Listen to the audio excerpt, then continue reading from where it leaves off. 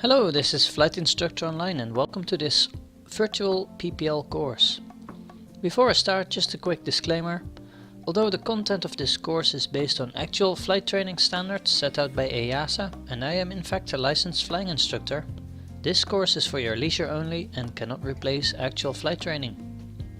That having said, instead of flying with real aircraft, we are going to use X-Plane or Microsoft Flight Simulator, and in the virtual skies everything is allowed.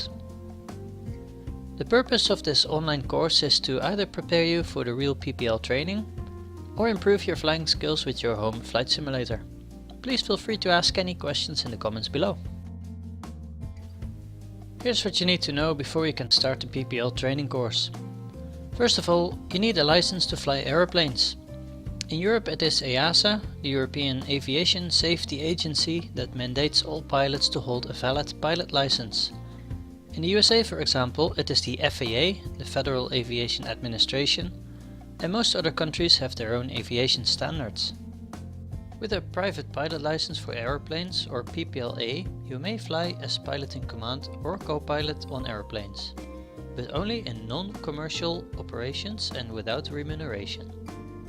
If you want to get paid for flying, you need a commercial pilot license. You can choose to upgrade your license later. Your EASA license is valid for the rest of your life and can be used all over the world, but only on European registered airplanes. It is only valid if you carry it with you, in combination with a valid medical certificate and photo identification. On your license, you need to have a valid rating for every type of flying that you are going to conduct. You will start with the SEP, or Single Engine Piston Rating, which allows you to fly with most light propeller aircraft with one piston engine. After the initial course, you can upgrade your license with more ratings, like the instrument rating, a night rating, multi-engine rating, instructor rating, etc. Most ratings have a validity of 1 year. The SEP class rating is valid for 2 years, after which you need to take another check flight to renew it. For your own safety and that of others, you need an Aviation Medical Certificate Class 2 before you can fly solo. You will be checked for function of your eyes, ears, heart and a few other things. Most people that are reasonably healthy can pass the test, even if you wear glasses. The Class 2 medical is valid for up to 2 years. You need to be 16 years of age before you can fly your first solo.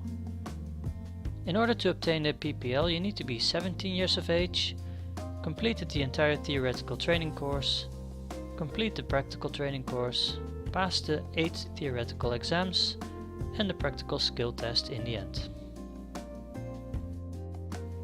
An approved theoretical course will be at least 100 hours of instruction covering the following subjects: air law, which is everyone's favorite of course, human performance, meteorology, communications, principles of flight, flight performance and planning, aircraft general knowledge and navigation.